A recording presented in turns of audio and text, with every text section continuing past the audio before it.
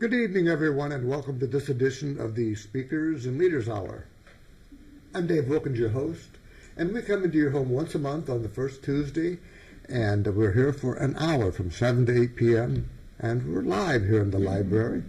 That means if you want to call and talk to us, you can reach us by phone at 422-3902, or in the meantime, we're going to practice some of our Toastmaster speeches and talk about Toastmasters and parliamentary procedure. And I have some guests with me this evening. You can see them there on the screen. The closest to me is Mr. Tom Haller. Tom, thank you so much for being here this evening. It's always a joy to have you. It's always a joy to be here. Appreciate you having me. And next to Tom is Ms. Marlene Purdy. Marlene, thank you for being here. It's always a joy to have you. And I enjoy being here. Thank you. Okay. And it's a small group tonight, but we are all very dedicated Toastmasters. I know Tom has served in the past as an area governor on more than one occasion, and Marlene is actually a past district governor over in Ohio. I think that's District 28, I believe you said. And, of course, she served here in Fort Wayne as division governor, fall conference chair, division A governor. In fact, there's not a lot that she hasn't done in the few years that she's been here in Fort Wayne. So, in the meantime, we have this great panel of people, all three of us, and we're here to talk about Toastmasters. Of course, it is February the 2nd. Well, you know what February 2nd is, don't you, Tom? It's Groundhog Day, among Yes. other things. Yes, it is. And did he see his shadow? Do you know? I'm not sure quite how that works. I do know that supposedly we are going to have a short, mild winter, by what he said. Ah, that's good. Okay. Well, unfortunately, the downside is that he's only right 38% of the time. He is a groundhog. Yeah. Do you have any thoughts on Groundhog Day, Marlene? It's also my late grandfather's birthday. Oh, really? Really? Oh, okay. He's been deceased a number of years, but it was his birthday. Well, you know, do you remember some years ago on TV there was a little 5-minute show called Star Hustler? The guy would talk about the planets and what's going on. I do in the remember heavens. that. Yeah. Well, he talked one time on Groundhog Day about what he called the mid-quarter holidays. You know, we have spring, summer, autumn, and winter. Each one is 12 weeks in length. Well, there's a halfway point on those. For example, between the first day of winter and the first day of spring, it's Groundhog Day. So it's either 6 weeks till spring, which it is from now till spring is 6 weeks, or it's just around the corner. Well, of course, from the first day of spring to the first day of summer, that midpoint is May 1st or May Day. And then the midpoint between first day of autumn and first day of winter, that is October 31st, Halloween.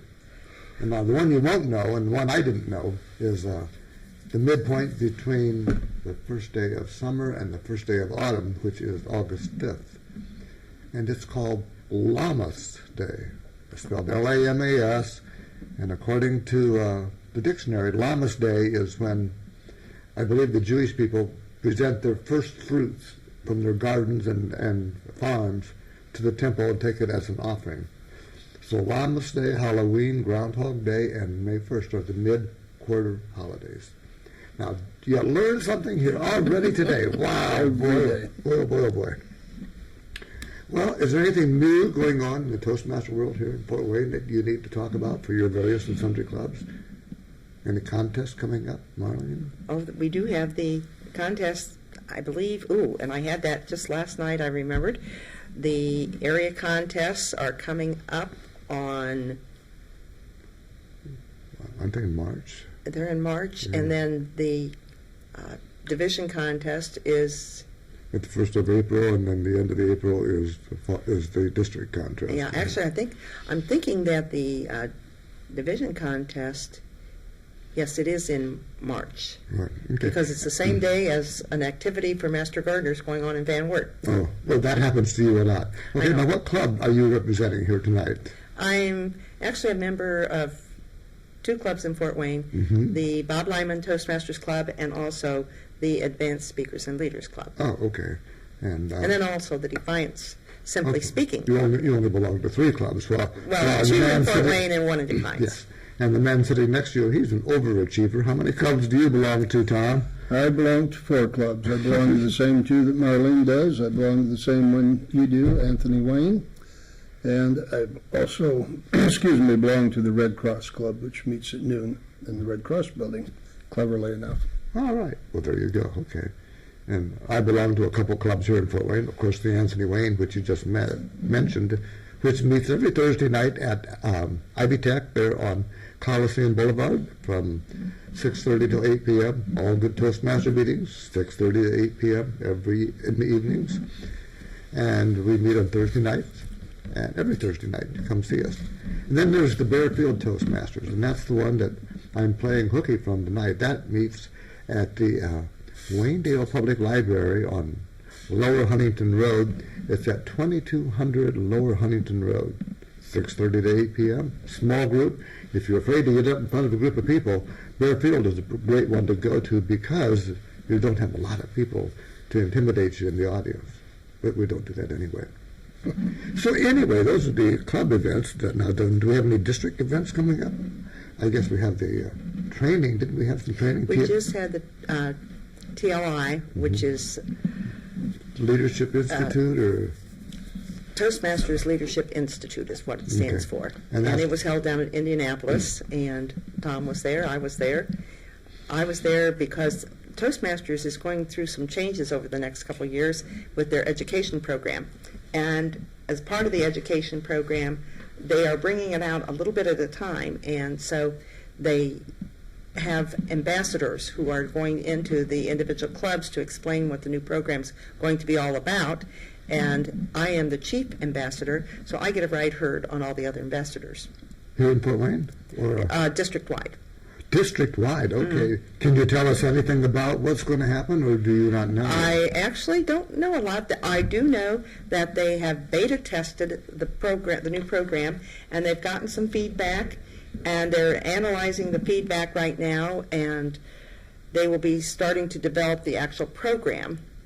Hopefully between now and September, and I believe in September they're going to start rolling it out to 10 districts at a time. Oh, wow. And are we one of the districts? we don't know. I guess they're going to be drawing them out of a hat to decide which districts go when. Okay. And each month there'll be 10 new districts, and it'll take a year for all the districts to actually get into the program. And once they get into the program, people will be working on both the old program and the new program during that year, and then for 2 years after that, they'll still have the opportunity to finish up everything in their old program and also be working in the new program. The one thing I do know about the new program, I think it's going to take into effect as far as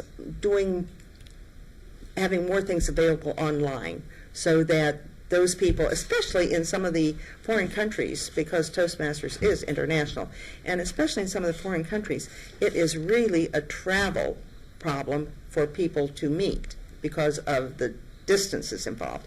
And I think they're going to have a lot more of the training and things like that will be done online, as opposed to everybody having to meet in a central location. I believe that's one of the factors. Okay. I have heard someone say that they may not have manuals as such in the future. Oh, they will still have the manuals. So you'll have the choice of either having it online or in paper manuals. Oh, wow. They will still be around. Okay, well, I think the district's got the right person in charge of this, because you're a pretty efficient little lady. Well, I don't know. I'm playing catch-up because they started this several years ago, and unfortunately what happened, the gal who had been the chief ambassador left. Uh-oh. And so they had to come up with a new chief ambassador, and they've been doing this for 2 years. So I'm playing catch-up. Oh, wow. Okay. But it's fun. Okay. I enjoy it. Okay. Did you go to the same TLI, Tom? And do you have any thoughts on it? I did. Actually, I trained on it. I assume that would show how desperate Toastmasters is. But it was a good time. It was a good meeting. Okay. It'll be the last time we'll meet in that particular building. We've met there a lot of times, but it's the Lincoln Conference Center and the Lincoln... Lily. I'm sorry, I Lily. did say that wrong. The Lilly Conference Center. Thank you. Might get sued here or something for false defamation. But the Lilly Center has decided that they need to be paid if people are going to meet there, and Oh, okay. so that's going to end our association with them rather abruptly. Well, I guess that would do it. Well, that's too bad. Well, let's see. Should we get on to the speeches, or is there anything else going on in the district that we want to talk about? Do you have anything, Tom?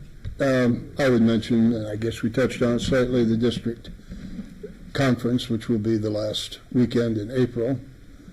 It'll be in Bloomington. Mm-hmm. There'll be some major changes in the way of realignment. Of course, we'll have we'll have elections for division directors. Should be an exciting time. Okay. And you will be there for that, won't you? I will be there. Unfortunately, Bernice and I will be absent this time, but it's going to be in good hands if you're taking care of it. So, okay. Well, if you know anything about Toastmasters, you know that one of the things that we always do is give speeches. So if that's what we're going to do, is we're going to get into that portion of the program right now. And we work out of different manuals. Now, Marlene's working from an advanced manual right now, and she's been a Toastmaster since 1988. During that time, she's belonged to numerous clubs in Ohio, Michigan, and Indiana. And she has served in a lot of offices at the local level and the district level, and the highest being, as we mentioned earlier, she's past district governor in 28. Currently, she serves as the revised educational program chief ambassador in District 11. We just talked about that just a moment ago. In addition, she's a parliamentarian with both the National Association of Parliamentarians and the American Institute of Parliamentarians. She's going to be talking about parliamentary procedure tonight in her presentation, and she'll be presenting resources for informing, and it's from the Speaking to Inform manual. And the title of her speech is Calm, Not Chaos. Please welcome DTM Marlene Purdy.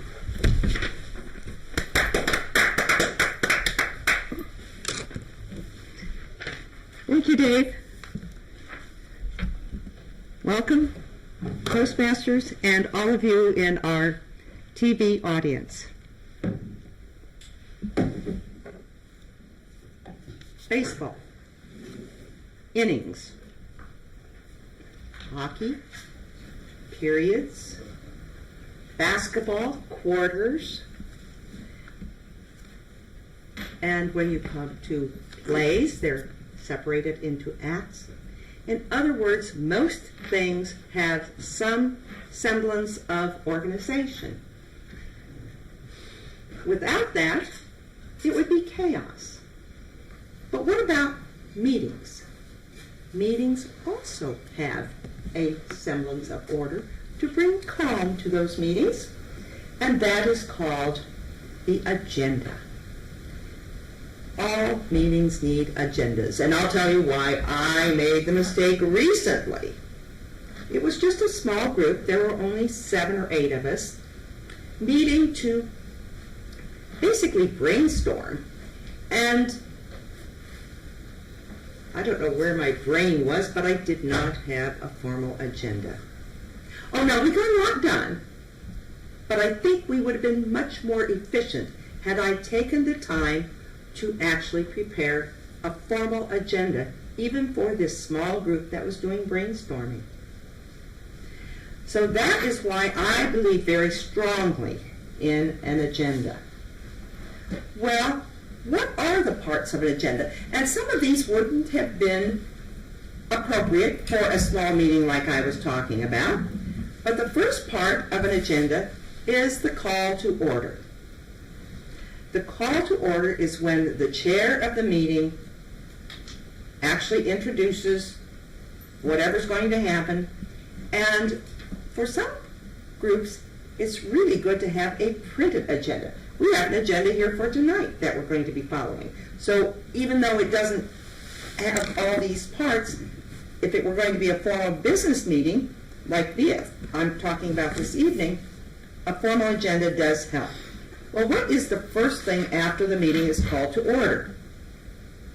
Well, the first item is the reading and the approval of the minutes. Now, the minutes may not actually be read at the meeting. Some groups have them printed out and distribute them. Some groups will send them out via email ahead of time. But the minutes need to be prepared. Now, I'm going to caution you about one thing, and that is when they are distributed like that, probably there should be some place written on there that it is a draft copy, so that somebody doesn't come back and say, well, it was in the minutes, but the minutes possibly were adjusted at the meeting, and so that original copy might not be accurate. So it should be marked draft until it's actually approved. And then it should be labeled with the date it was approved and the secretary's name or signature. Next item on the agenda would be the report of officers or standing committees. Included in those officers would be the treasurer. Now, the treasurer will make their report, but their report is not approved. Oh, I better back up. I forgot something on the approval of the minutes. There is such a thing called an implied approval. So we don't need somebody to actually say, I move to approve the minutes. When the chair or the president calls for corrections, and I mention corrections, not additions, because additions are corrections.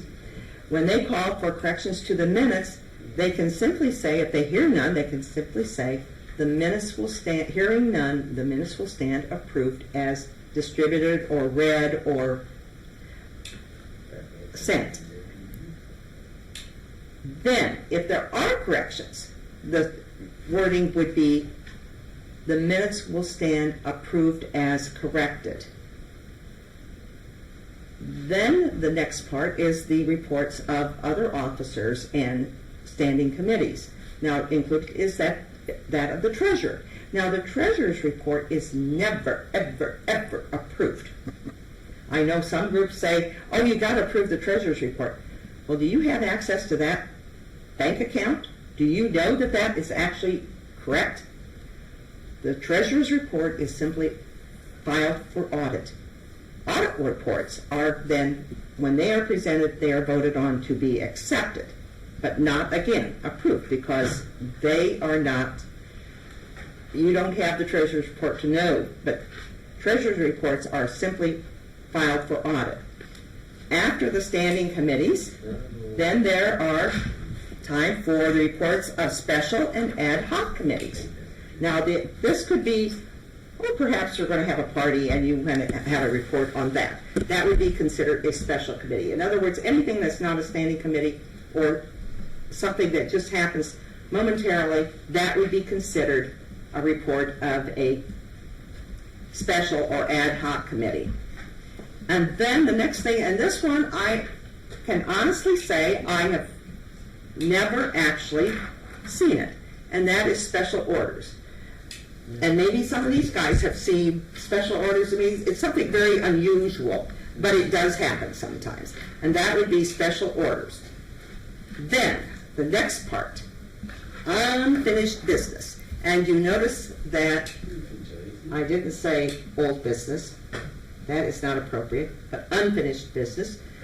Anything that has been brought up previously and not dealt with in its entirety, and it was maybe tabled for another meeting or something, that would be considered unfinished business. And finally, new business.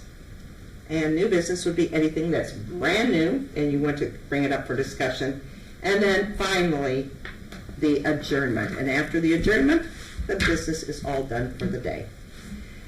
And this is the type of thing that if you follow that agenda, your meetings should be calm, not chaotic. And with that, I will turn it over now to our next speaker. And our next speaker is none other than Tom Haller. He is speaking from the Advanced Manual, the Storytelling Manual, project number 1, which is the folk tale. And this one I am really looking forward to hearing. We discussed it earlier. He is a distinguished Toastmaster. He's the president of club number 521, and I take it that's the Anthony Wayne Club. And he's a past area governor, and he's also a member of the Bob Lyman, the Advanced Speakers and Leaders, and the Red Cross Toastmasters clubs. The title of his speech this evening, Jack and the Beanstalk. Cold case fire? Got me confused. Help me welcome Tom Haller. Thank you, Marlene. Fellow Toastmasters, those of you in TV land, I think it's time we took a closer look at this Jack and the Beanstalk case. It is, on the surface, ridiculous. You have a man who went out and traded the only thing his family had of any value, a cow, for some beans. Now, the only person in the village who had been stupider than that was his mother, who should have been the adult, who should have known better than that. I think that that's highly unlikely to have been what happened. Just extremely improbable. I think we can shed a little light and come to a more rational conclusion tonight. We may never know for sure, and we certainly can't bring any perpetrators to justice at this point in time, but I think we could set the record straight. I think that there was no beans traded for any cow. It's just ridiculous. The young man who was too lazy to go out and get a job came across a beanstalk that he found of gigantic proportions. Now think about it. Have any of you ever raised beans? I know Marlene. Well, actually, I know both of these good people have raised many beans. It takes weeks and weeks to get a little bean that's a couple feet tall. How long would it take to get a bean that grew up out of sight into the sky and could support an entire home and a giant person living up there? You'll notice he was referred to as a giant. This is generally, in this period of time, a very negative thing to say about someone. It's an implied insult. Giants were never good in those days. So whether he was a giant or not, we don't know for sure. We do know that this giant was, by all accounts, living up in his beanstalk, bothering no one. There is no report of him ever having harmed a living soul. Just not sure anybody's ever even seen him prior to this incident. So Jack climbs up this beanstalk, uninvited, and makes his way into this man's home. Now, in most civilized areas of the world, this would give the homeowner the right to do whatever he needs to Jack to keep himself and his possessions safe. I believe the story of trading the cow for the beans was twofold in its goal. One was to have a backup defense of insanity in case the authorities looked into this in a possible and proper and reasonable way. The other was to imply that he had some logical ownership to this property, that they were his beans. Now, his story implies not only did these beans grow massively large, instantaneously, overnight, but the giant was up there. Are we saying that he too was part of this bean deal? Was his DNA within the beans and he sprouted up there? Are we saying that during the night he built his home up there, rushing hither and yon to carry stuff up to build his home? But then, in my estimation, I think that almost certainly Jack found this giant beanstalk, which had been growing for years and years and maybe decades. He climbed up there, he invaded this innocent man's home, he stole his property, he ran down for all he was worth by all accounts, now this is his story, being chased by the giant. No consideration of the fact that he was stealing the giant's property. Even by his own account of the matter, he was stealing the giant's property. Does that count for nothing? Now, according to his story, he then stopped and cut down the bean pole.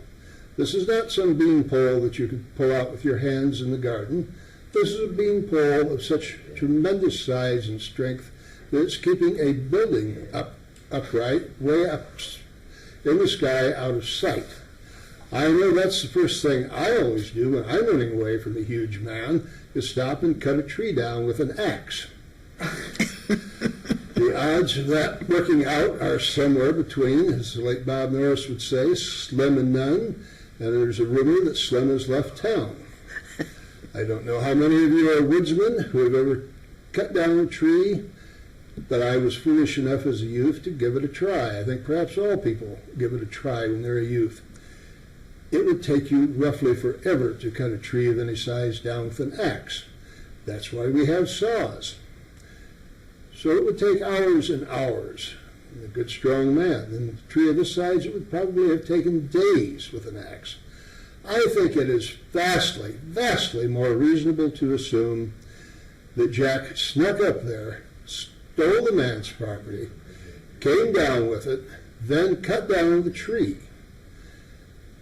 Now, in our society, if someone were to murder another person, rob them, and then set their house afire to cover the crime, which does happen, we do not reward them by making them the hero of the tale. We do not allow them knowingly to keep the possessions which they have stolen, but that's exactly what happened in Jack's case. At the very, very least, this man stole property which was not his by anyone's logic. He killed a man whose only sin was chasing Jack down the beanstalk, trying to get his property back. It is just outrageous to look upon this story and conclude that the giant, do we even know if he was a giant? It's just throwing out an insult to him. That's really all it is. Giants were so unpopular in those days. There is no record whatsoever of this man having previously caused any problem. I noticed that nobody seemed to raise a fuss about this. I take it the villagers were perhaps very happy to have the money that the thief, let's call him what he is, a thief, spent. Probably was the only way they could keep him off the welfare rolls, was to let him keep this money, which he had so brutally absconded with after accosting the man. So let us review. For all practical purposes, we know that Jack was a thief. We know that he was a burglar. We know that he killed a man, a giant. We know all that absolutely for sure. We don't have any reason to believe the giant had ever done anything to anyone. There is one more crime which may possibly, in the annals of history, be more horrible than even what I have described. Let us consider this beanstalk of such stupendous strength and power. Do you see anything nowadays being built out of beanstalk material? This beanstalk would obviously have been suitable to build homes, skyscrapers, bridges, whatever you might want to build, surely at a lower cost than what steel is, both lower cost financially and lower cost to the environment. Obviously, since we have no more beanstalks of this nature, it was a rare, endangered species, and Jack killed it. He destroyed it for all time.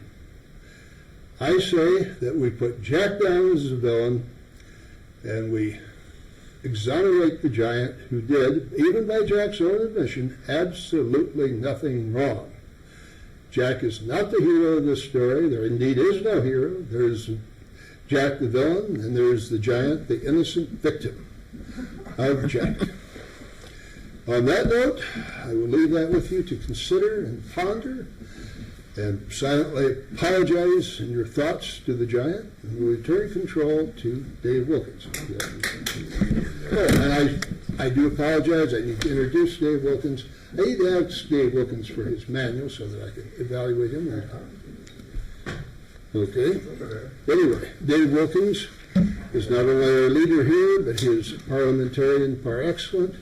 He is the District 11 parliamentarian. He's a past division governor, area governor, and probably the best dressed man I know. Help me welcome Dave Wilkins.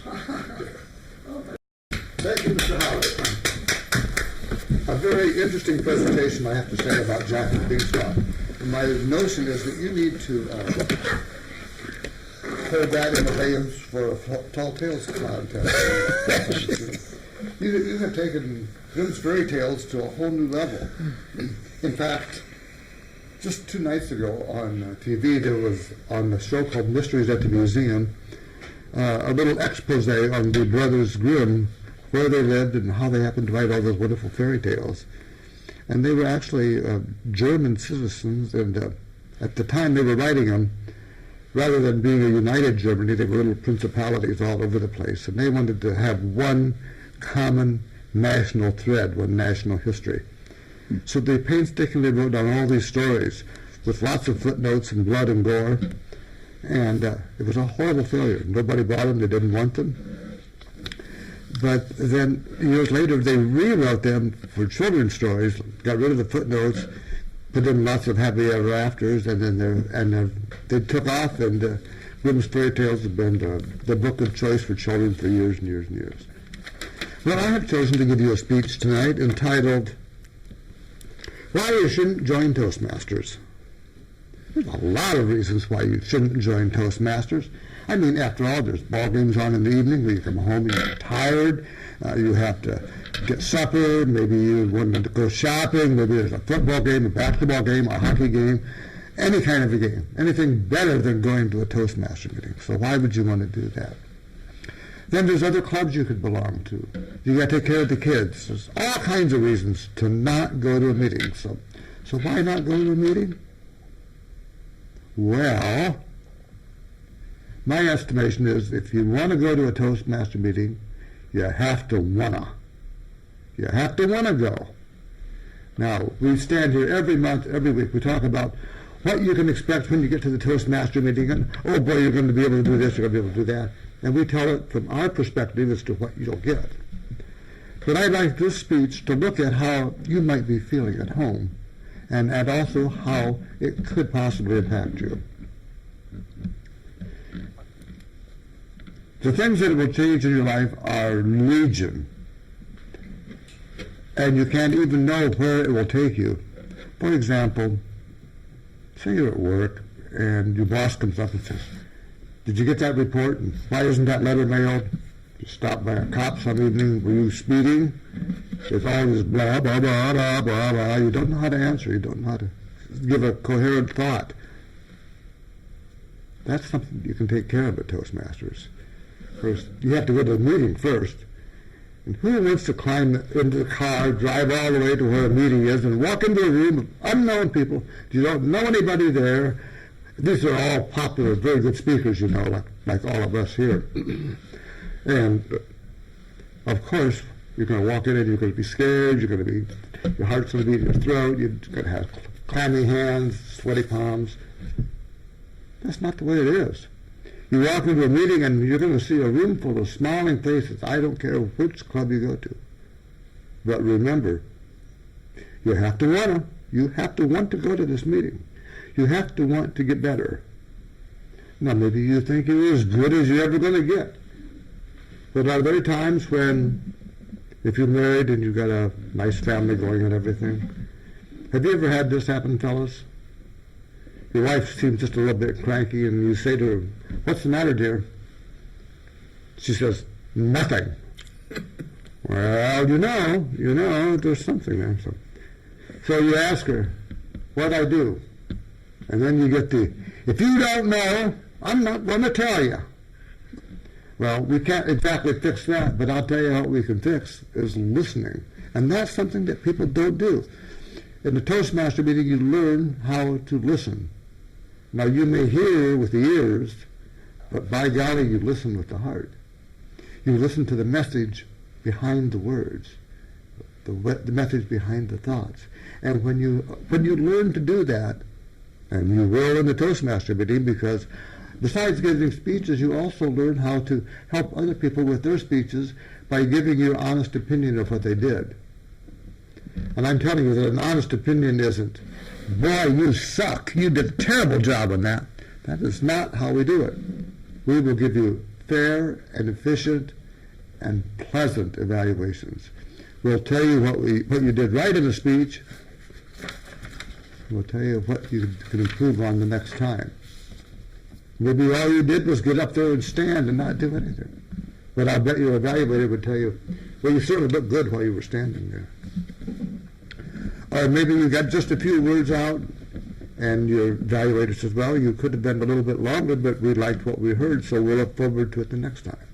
The point is, you learn to listen, and you learn to be kind. You learn to be kind in the Toastmaster meeting, and it will cover every single area of your life. You will change everywhere. Your thinking, your feelings, your emotions, how you deal with your boss, how you deal with employees, how you deal with the rest of the world. Anger is not something that's permitted in a Toastmaster meeting. But remember, if you're going to go, you're going to have to want to. Because if you don't want to go, you're never going to go, and you're going to miss what's going on. Now, these Toastmaster meetings that I'm talking about, it's been over 30 years since I went to my first one, and I wasn't going to join. I'm not a joiner. But once I got there, I thought, wow, these people are pretty nice. So after a few weeks of having a quickie speechcraft course, I went back the 7th week because I wanted to hear what some people had to say at that time. And then I was back the next week and the next week. And now it's been over 30 years. It's changed my life completely. If it wasn't for Toastmasters, I wouldn't have a TV show.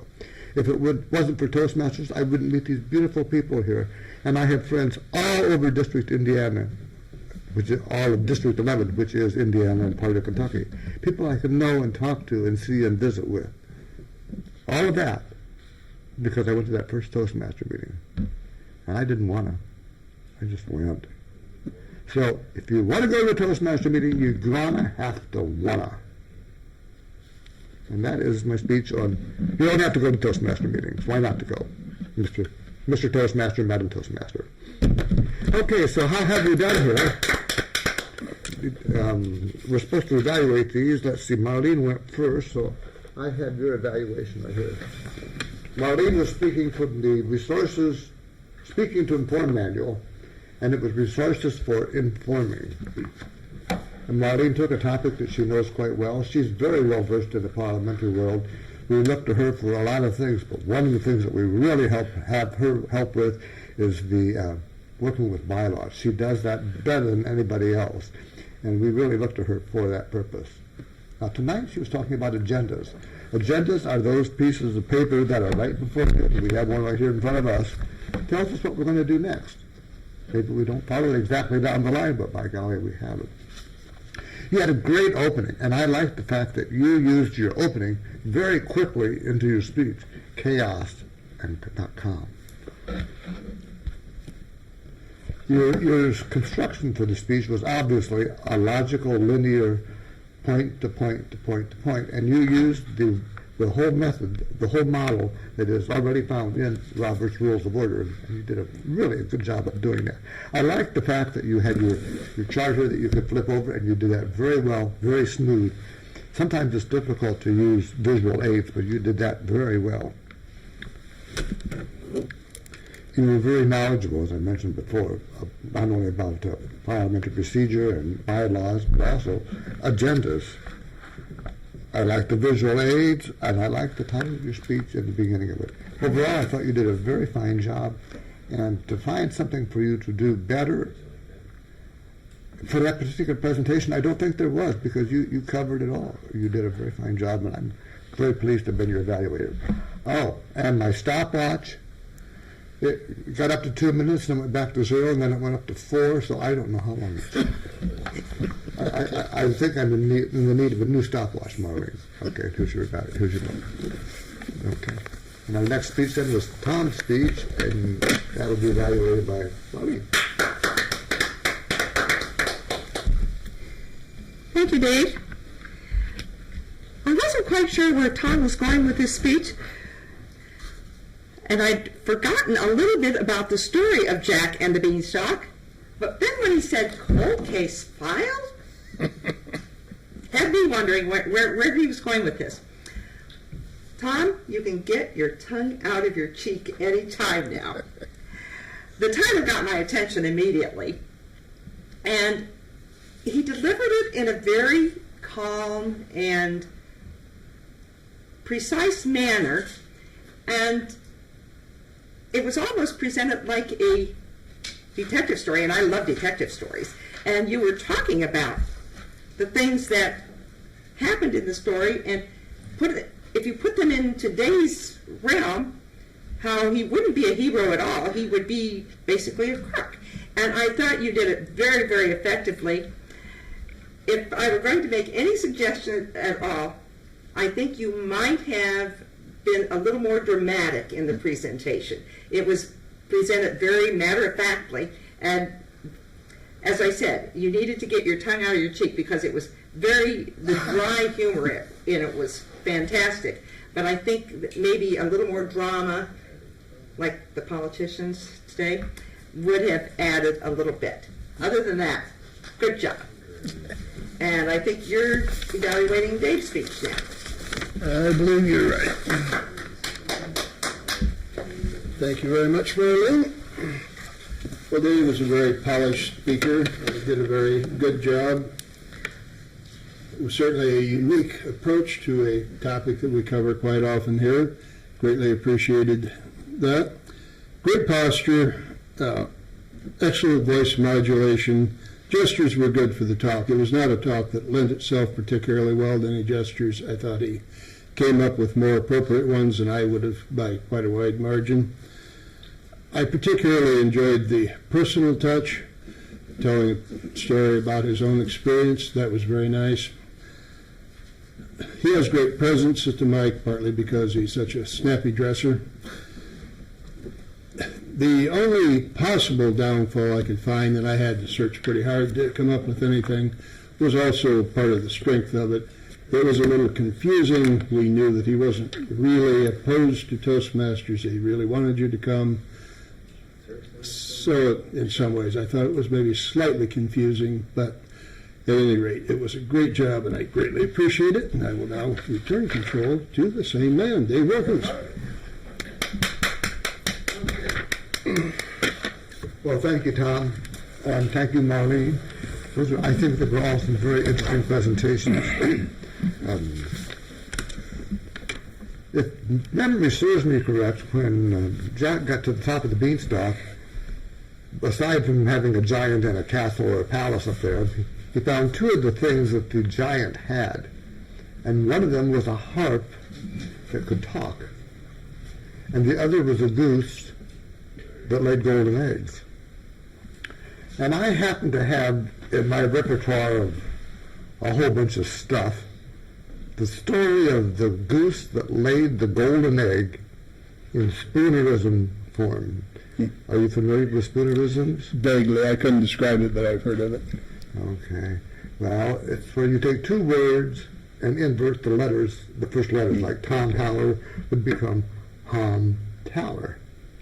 Marlene Purdy would become Parlene Murdy. I would be Wilkins. Okay. With that in mind, this is the story of the goose that laid the golden egg, found by an old couple who were happy to have it, and then they got greedy, and all kinds of bad things happened. So, here we go.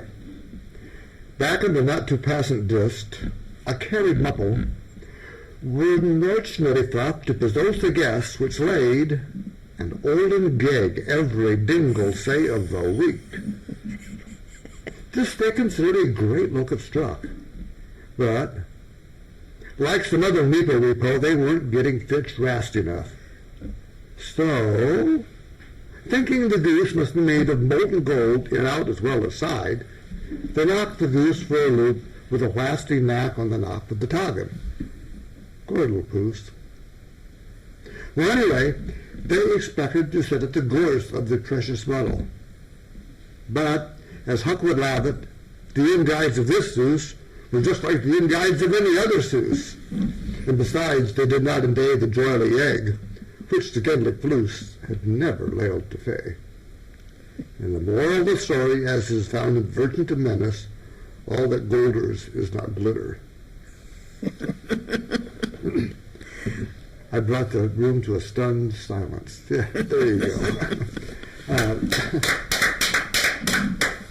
Well, we can move on to a little bit of, let's do some PSAs. We can take a break here real quick. So if they're handy, we will just see them right now. Okay? And away we go. Thank you very much. And now for our next speaker, Stanley Lichner.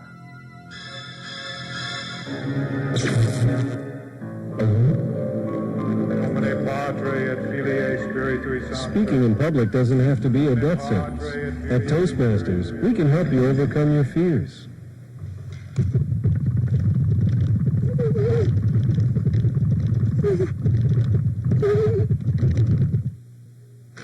like to begin tonight with a little joke. This guy, he's a farmer. And he says, "Hey, oh, hello, sorry." But seriously, folks. Speaking in public is no joke. Farmer says, a doctor says, chicken says, For help, call Toastmasters, the public speaking support group. the chicken.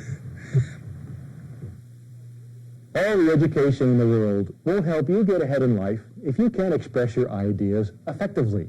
Every day, competition for advancement gets tougher and tougher. You need an edge. A Toastmasters club can give you that edge. A low-cost learning experience for men and women. Toastmasters gives you the confidence to express your ideas to anyone. Get the Toastmasters edge.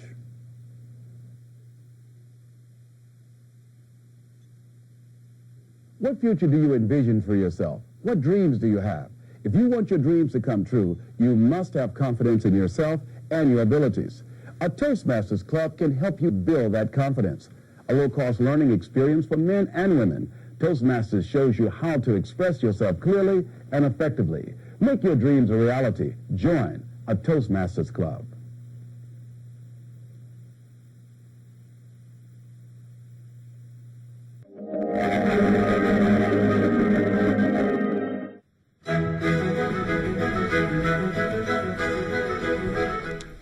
And we are back, and welcome to the parliamentary portion of the program. And tonight we're going to just talk about Robert's Rules of Order and our local unit here in Fort Wayne. Now, we as a unit here in Fort Wayne joined a couple of years ago, and Marlene was really instrumental in that happening. And I remember that you had to do some rewriting of our bylaws. Mm-hmm. Can you talk about that for just a minute? Well, they were pretty much okay, but with most national organizations, they have a prescribed parameter for which you write your bylaws, and ours needed to be modified just a little bit to take into consideration the new organization, and that wasn't too difficult, but we had to make sure that we met their prescription for being part of the national organization. I remember it almost went line by line by line. It was, I had to say, okay, that's good. But I love bylaws. Yeah. I don't know why I'm fascinated with them. Well, you're good at them, and you know, and we're lucky to have you to do that. And you were even commenting on our big, beautiful banner that hangs here tonight, the white one, which is a reproduction of our charter from the National Association, which has been around since like the 1930s. So. And the local unit is the Bob Wyman unit of the National Association of Parliamentarians. We're a small group here in Fort Wayne, and Tom is the president of that. And you've been president now about 1.5 years, haven't you, Tom? I believe you're right. Okay, yeah. And do you have any thoughts on what you've been doing and what's going on and what should happen? Well, what should happen is we would have a few more people join us. Okay. We are a small club, and we are very open and very inviting. There's probably a false belief out there that something called parliamentarians would be boring. Could not be further from the truth. It's actually quite interesting. And it's also quite helpful. If you feel that your homeowners association, your PTA, your whatever, your church group is not up to snuff, we would be in a position to give you some guidelines and help. You might very, very well save more than an hour or hour and a half a week that it would take to be a part of us than what you would learn at our meeting. Absolutely. Thank you. You know, we do have an outreach coming up, and that will be in the month of April. April is Parliamentary Emphasis Month, and that's when we try to have an outreach to really and truly reach the community. And we have a lovely gavel collection. And you might want to mark your books. I talked to Josette Jordan just this afternoon to set this up. It will be Saturday, April the 23rd, 1 till 3:30 in the cloakroom. And I know you were interested, Marlene, in doing a workshop. Mm-hmm. I would like to do a workshop, if we could work it in maybe from 1:30 to 2:30. Okay. Just do an hour of workshop. We did a workshop last year, and We had a couple of people that came to hear the workshop. I'm trying to get something started because when I was in the unit in Toledo, Ohio, we actually did a full day of workshops that the library sponsored for us.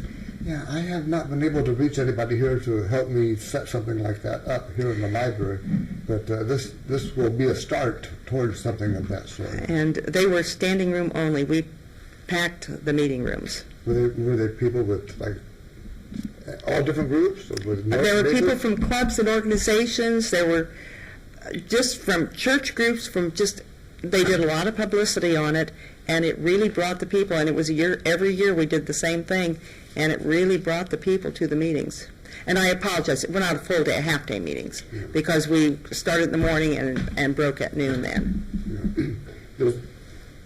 First off, I don't think a whole day is going to... No, it was a half-day because... I think it would destroy people's... Yes, it was a half-day. Yeah. But we usually had about...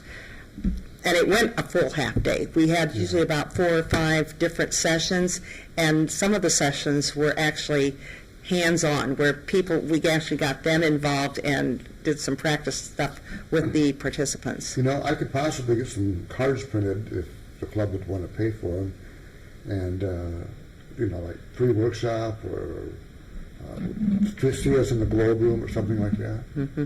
Okay, I'll see what I can do for that. And of course, we do the consulting for other groups in the community. We've dealt with people from some of the reenactors that have called in our help. We had a church come with their bylaws. That was through Doug, I believe. He had, and then I had a call from a man who wanted to know about how a vote was taken. A 7-member board, 6 people abstained, 1 voted yes. What did that do to the motion? And what it does is it carries it, because you got to be there and voting if you're going to make any difference at all. So, I thought a question we had at our meeting the other night, though, was very interesting. That threw me for a loop. What happens if none of the officers are at a meeting? What happens? Yeah, that one where we had to elect pro temp officers. Yeah. I thought that was very fascinating because I'm still learning. There were things that, by having the meetings, I'm still learning. In a half a day, you can learn how to conduct a meeting, and you'll spend the rest of your life learning the rest of it. Because there's a lot in there. It's a big old book. It's quite thick. And everything you want to know about parliamentary procedure is in this book. And of course, not very many people know everything that's in it, but if they did, that would, here we go. Robert's Rules of Order, newly revised 11th edition. Okay. Well, we're down to about the last 2 or 3 minutes here, and do you want to have a special invite for any club that's going on, your club? Well, I would like people to come to our Bob Lyman Club. We just got 2 new members last week, and I'm all excited about that. And so we're always looking for new members, because when you get new members, it kind of revitalizes us old-timers too, because it keeps us on our toes. We end up being mentors for the new people, and so it really does revitalize us older people and our current members when we get new members. How did they come? Okay, Word of mouth? Bob Lyman Club meets on the 2nd and 4th Mondays of the month, 6:30 at the Northcrest Pizza Hut. We'll give them a plug. And we have our regular room there that they allow us to use. And if you want to eat, you come early. Like I usually try to get there about 5:45 because I love the food. And so I eat first, and then we have our meeting. It starts promptly at 6:30. Okay, all right. And Tom, do you want to give a shout out for your club? Well, since I belong to so many clubs, I'll give a shout out to the Advanced Speakers and Leaders. Okay. It's a club dedicated expressly to people who have completed their CC manual or are on the verge of completing it, and who belong to another club. We're not stealing from any club, we're a second club. It's ideal for the longer speeches. It's pretty hard to work, a 20-minute speech into an hour-long Toastmaster meeting, but it's nothing to us. We don't do table topics. We focus on these longer speeches. It's also a great gathering place for the leaders in the local area. Last time we met, which was last night. We didn't really have a standard meeting. We just met and discussed the needs of the club and the division. So it's an excellent resource. We meet the first Monday of every month, generally very near where we're sitting right now in the public library downtown. Okay, thank you very much, Tom. Well, you mentioned earlier the Anthony Wayne Toastmasters, and I'll just mention that again. Anthony Wayne is my home club, and that's the one that I started with 30+ years ago. And I'm down to the last minute, so I want to make sure and thank Dennis Osborne for being here. Robert Boyd, thank you very much, and Jim Mount are the people who put the show on the air. Aside from that, we have our own Mr. Eric Moberg as our technical director tonight, and we are very fortunate to have him. I'd like to say a shout out to the Allen County Public Library and to Access Fort Wayne for allowing us to do this, allowing us to come into your home once a month. So until next month, may all your meetings be fair and efficient, and God bless and goodbye.